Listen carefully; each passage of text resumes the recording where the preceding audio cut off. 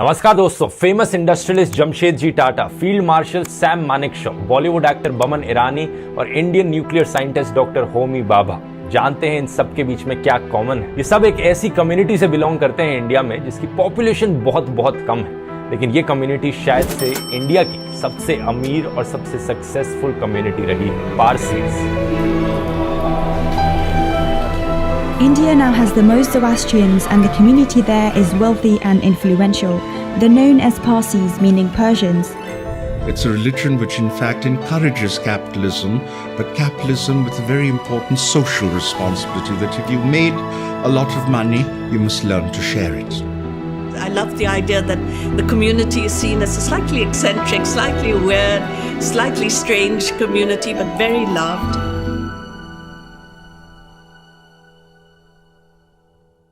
India की कहानी कहीं ना कहीं पारसीज के बिना अधूरी है, क्योंकि इस कम्युनिटी का इतना बड़ा कंट्रीब्यूशन रहा है इंडिया के प्रोग्रेस में। इंडिया की पहली स्टील मिल, इंडिया की पहली कमर्शियल एयरलाइन, इंडिया का पहला लग्जरी होटल, एशिया का पहला स्टॉक एक्सचेंज, इन सब के पीछे कोई ना कोई पारसी रिस्पॉन्सिबल। लेकिन फिर भी पारसीज की कहानी इंडिया में शुरू नहीं होती। पारसी शब्द का मतलब होता है पर्शियन भाषा में। आज के दिन हम इस शब्द का इस्तेमाल करते हैं एक स्पेसिफिक माइनॉरिटी कम्युनिटी के लोगों के लिए, वो लोग जो 8th से 10th सेंचुरी के बीच में ईरान से इंडिया आए थे। इस कम्युनिटी के लोग एक रिलीजन में मानते हैं जिसका नाम है ज़ोरास्ट्रियनिज्म। हिंदुइज्म, इस्लाम और क्रिश्चियनिटी जैसा ही एक धर्म है ज़ोरास्ट्रियनिज्म, लेकिन उतना पॉपुलर नहीं है इन तीनों धर्म जितना। इसी रीजन से इस कम्युनिटी के लोगों को ज़ोरास्ट्रियंस करके भी पुकारा जाता है। ज़ोरास्ट्रियनिज्म को माना जाता है कि यह दुनिया का सबसे पुराना मोनोथीस्टिक रिलीजन है, जिसकी शुरुआत ईरान में हुई थी आज से करीब 4000 साल पहले। मोनोथीज्म मतलब इस धर्म में मानने वाले लोग मानते हैं कि सिर्फ एक ही सुप्रीम गॉड है, सिर्फ एक ही भगवान है। इसका ऑपोजिट होता है पॉलीथीज्म, जिसमें लोग मानते हैं कि मल्टीपल गॉड्स हैं, मल्टीपल भगवान होते हैं। तो हिंदुइज्म एक पॉलीथीस्टिक रिलीजन है और इस्लाम, क्रिश्चियनिटी जैसे रिलीजन्स मोनोथीज्म की कैटेगरी में आते हैं। हालांकि क्रिश्चियनिटी को लेकर काफी चर्चा होती है कि वो एक्चुअली में एक ही भगवान में मानते हैं या 3 में मानते हैं, तो उसे मोनोथीज्म की कैटेगरी में माना जाए या ना माना जाए। लेकिन मेरा पॉइंट यहां पर यह है कि ज़ोरास्ट्रियनिज्म दुनिया के सबसे पुराने रिलीजन्स में से आता है और कई स्कॉलर्स मानते हैं कि जो एब्राहिमिक रिलीजन्स हैं, इस्लाम, क्रिश्चियनिटी और जूडाइज्म, इन तीनों को शेप किया है ज़ोरास्ट्रियनिज्म ने ही। अब इतिहास कुछ ऐसा है कि अराउंड 7th सेंचुरी ईरान में पर्शियन एम्पायर था, स्पेसिफिकली कहा जाए सैसनिड एम्पायर। इस एम्पायर को इन्वेड कर लिया गया ईयर 650 के अराउंड राशिदुन कैलिफेट के द्वारा, अरब मुस्लिम्स का जो एम्पायर था। उस जमाने के ऑलमोस्ट हर एम्पायर की तरह जब इन्वेजन हुआ तो लोकल पॉपुलेशन को बहुत अत्याचार सहना पड़ा, उनके खिलाफ डिस्क्रिमिनेशन हुआ, जबरदस्ती उनसे धर्म परिवर्तन कराया गया, उन पर टैक्सेस लगाए गए, फाइन्स लगाए गए। और इसी बीच ज़ोरास्ट्रियंस के एक छोटे से ग्रुप ने सोचा कि अब बहुत हुआ, हम यहां नहीं रह सकते, हम इस जगह को छोड़कर कहीं और रेफ्यूज लेते हैं जहां पर हम चैन से जी सके। अगले 100-200 सालों में कई ज़ोरास्ट्रियंस ने माइग्रेट किया ईरान से इंडिया की ओर, और आज के दिन हम जिन लोगों को पारसी करके पुकारते हैं वो डिसेंडेंट्स हैं इन्हीं लोगों के। वो ज़ोरास्ट्रियंस की कम्युनिटी जो 8th से 10th सेंचुरी के बीच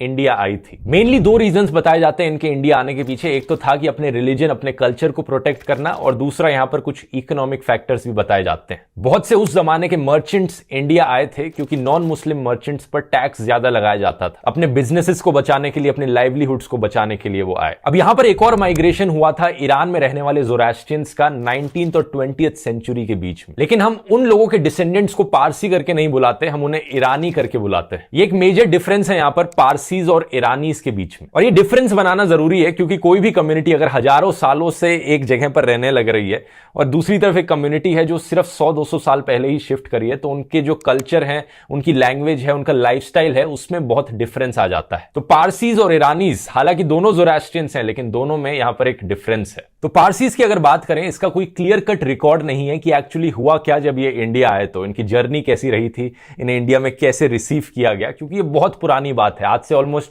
1500 साल पुरानी बात है। और हिस्ट्री की बात ही कुछ ऐसी है दोस्तों कि जितना आप टाइम में पीछे जाते हो उतना ही मुश्किल हो जाता है जानना कि एग्जैक्टली क्या हुआ था। जितनी रीसेंट हिस्ट्री होती है हमें उतना ही ज्यादा पता होता है उन चीजों के बारे में। जैसे ब्रिटिश राज के बारे में हमें बहुत कुछ पता है क्योंकि बहुत सारा क्लियर कट रिटन रिकॉर्ड है। उसके बाद मुगलों के बारे में बहुत कुछ पता है क्योंकि वो सिर्फ 300-400 साल पुरानी बात है। फिर जितना ही टाइम में आप पीछे जाते जा रहे हो उतने ही कम हमारे पास हिस्टोरिकल रिकॉर्ड्स रखे हैं। पारसीज की जर्नी को लेकर सिर्फ एक रिटन रिकॉर्ड है हमारे पास, किस्सा संजन नाम से। ये एक पोएम है जो 16th सेंचुरी में लिखी गई थी, यानी करीब 800 साल बाद उनकी जर्नी के। इस पोएम के अनुसार ज़ोरास्ट्रियंस की ये छोटी कम्युनिटी बोट्स में अरेबियन सी पार करके इंडिया की तरफ आई, दीव नाम के एक आइलैंड पर। वहां पर ये लोग करीब 19 साल तक रहे और फिर इन्होंने डिसाइड किया कि ये मेनलैंड इंडिया में रिलोकेट कर लेंगे, वहां पे इकोनॉमिक अपॉर्चुनिटीज ज्यादा है। इसी तरीके से ये आ गए गुजरात में संजन शहर में। किस्सा है संजन के अकॉर्डिंग, वहां पर एक लोकल महाराजा राणा थे और जोरास्ट्रियंस के इस ग्रुप ने डिसाइड किया कि वो अपने एक प्रीस्ट को सिलेक्ट करेंगे जो महाराजा से जाकर बात करेंगे। जब उन्होंने मांग करी कि प्लीज हमें यहां पर रेफ्यूज लेने दो आपके किंगडम में, तो राजा बड़े डाउटफुल थे इसको लेकर। वो एक दूध का गिलास लेकर आए जो पूरा भरा हुआ था और कहते हैं कि हमारे इस साम्राज्य में जगह नहीं है और लोगों के रहने की। तो जो जोरास्ट्रियंस के प्रीस्ट थे वो कुछ चीनी मांगते हैं और चीनी को दूध में डालकर मिला देते हैं और कहते हैं देखो चीनी जिस तरीके से दूध में घुल जाती है, हम लोग भी आपके इस साम्राज्य में घुल मिल जाएंगे, बिना दूध के ग्लास को ओवरफ्लो करे। महाराजा राणा बड़े खुश हो जाते हैं इस एग्जाम्पल को देखकर और वो उन्हें रेफ्यूज दे देते हैं। उन्हें जमीन ऑफर करी जाती है रीसेटल करने के लिए और कुछ रिसोर्सेज भी दिए जाते हैं, लेकिन कुछ कंडीशंस होती है महाराजा की। पारसी औरतें साड़ीज पहनेंगी, पारसी जो आदमी है वो कोई हथियार नहीं ले जा सकते अपने साथ, उन्हें गुजराती भाषा सीखनी पड़ेगी और अपने धर्म के बारे में राजा को समझाना पड़ेगा। अगले 100-200 सालों में और छोटे छोटे ग्रुप्स जोरास्ट्रियंस के आते रहते हैं और यहां पर सेटल कर जाते हैं। यही रीजन है कि साल 1920 में एक संजन मेमोरियल कॉलम बनाया जाता है, एक संजन स्तंभ इस शहर में गुजरात में, इन पारसीज की ऑनर में जो इतने साल पहले यहां पर आए थे। तो ये संजन स्तंभ आप आज के दिन भी जाकर देख सकते हैं इस शहर में। वैसे अगर आप इस स्पेसिफिक एस्पेक्ट के बारे में और डिटेल में जानना चाहते हैं दोस्तों, तो यहां पर मैं आपको कुकू एफएम पर एक ऑडियो बुक रेकमेंड करूंगा, how Parsis landed in India. अगर आप कुकू एफएम को नहीं जानते, एक बढ़िया ऑडियो लर्निंग का प्लेटफॉर्म है जहां पर आपको ऐसी ढेर सारी biographies, self help, knowledgeable audio books सुनने को मिलेंगी। आमतौर पर इस प्लेटफॉर्म की कॉस्ट होती है 399 रुपीज पर ईयर, पर क्योंकि इन्होंने इस वीडियो को स्पॉन्सर किया है तो आप लोगों के लिए एक स्पेशल डिस्काउंट है। अगर आप कूपन कोड ध्रुव50 इस्तेमाल करेंगे, आपको साल भर की कुकू एफएम की कॉस्ट सिर्फ 199 रुपीज पड़ेगी। लिंक इसका नीचे डिस्क्रिप्शन में मिल जाएगा, जरूर जाकर चेकआउट करिए। और अब टॉपिक पर वापस आते हैं। तो इतिहास में आगे हुआ क्या कि जैसे जैसे साल गुजरते गए, संजन शहर की इंपॉर्टेंस लूज हो गई गुजरात में as an important city for trading. तो पारसीज गुजरात से मूव आउट किए और इंडिया में और शहरों में जाकर बसने लगे। मेजॉरिटी जो लोग थे वो एक्चुअली में बॉम्बे गए। यही रीजन है कि आज के दिन लार्जेस्ट पारसी की पॉपुलेशन आपको इंडिया में मुंबई में मिलेगी। पारसीज ने आर्टिजन्स, ट्रेडर्स और मर्चेंट्स के तौर पर काम करना शुरू किया। 17th और 18th सेंचुरी में जब ब्रिटिश आए, यूरोपियन ट्रेडर्स आए, तो बॉम्बे की इंपॉर्टेंस और भी ज्यादा बढ़ चुकी थी। ब्रिटिश लोग स्पेशली ट्रेडर्स और आर्टिजन्स की तलाश में थे। यहां पर भी पारसीज ने इस अपॉर्चुनिटी का इस्तेमाल किया उनके साथ काम करने में। लेकिन कहीं पर भी इस वीडियो में मैंने अभी तक ये नहीं एक्सप्लेन किया कि पारसी कम्युनिटी इतनी अमीर और इतनी सक्सेसफुल कैसे बनी। तो इसके पीछे एक इंटरेस्टिंग रीजन है दोस्तों,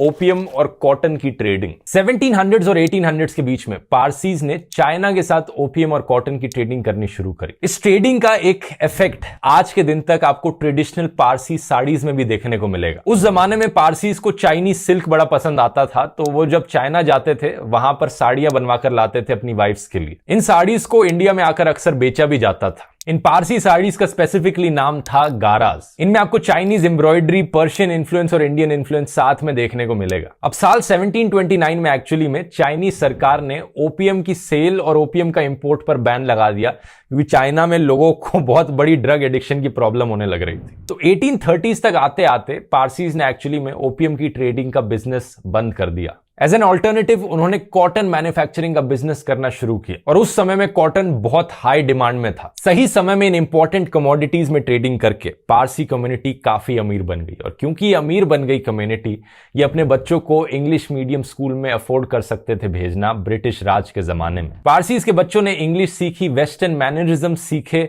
जो कि एक लग्जरी कंसिडर किया जाता था उस जमाने में। और इसी की वजह से इनकी एक ऐसी इमेज बनने लगी कि पारसीज कम्युनिटी बहुत ही लिटरेट है, प्रोग्रेसिव है और सक्सेसफुल है। ऐसा ना सिर्फ इंडियंस मानते थे उस जमाने में, बल्कि ब्रिटिश भी मानते थे। ये एक्चुअली में सबसे यूरोपियनाइज्ड इंडियन कम्युनिटी बन गई। कुछ इंडियंस एक्चुअली में कंसर्न भी फील करने लगे इस चीज को लेकर, लेकिन इसकी बात कभी किसी और वीडियो में कर सकते हैं। लेकिन अगर स्पेसिफिक एग्जांपल्स की बात करें तो एक एग्जांपल है जमशेदजी जीजी बॉय का, एक पारसी बिजनेसमैन जिन्होंने अपनी वेल्थ कमाई ओपियम ट्रेडिंग के द्वारा। ये अपने जमाने के सबसे अमीर आदमी थे इंडिया में और इन्होंने अपने कमाए पैसों को सिर्फ अपने ऊपर ही खर्च नहीं किया, बल्कि चैरिटी के लिए भी इस्तेमाल किया। इसी रीजन से इन्हें इतना जाना जाता है। पुणे वाटर वर्क्स की 2/3 कॉस्ट इन्होंने कवर करी। इन्होंने sir Jamshedji school of art बनाया जो कि ओल्डेस्ट आर्ट कॉलेज है मुंबई में। इन्होंने जमशेदजी हॉस्पिटल बनाया जो कि आज के दिन ग्रांट मेडिकल कॉलेज मुंबई का पार्ट है। और ये एक ऐसी चीज है जो आपको ज्यादातर पारसीज में देखने को मिलेगी कि वो बहुत चैरिटेबल होते हैं, अपने पैसों को अक्सर डोनेट करते हैं कम्युनिटी के लिए, सोसाइटी के लिए। और इसके पीछे रीजन कहीं ना कहीं ज़ोरास्ट्रियनिज्म में छुपा है। ज़ोरास्ट्रियन थियोलॉजी के अकॉर्डिंग अच्छे शब्द बोलना, अच्छी चीजें सोचना और अच्छी चीजें करना,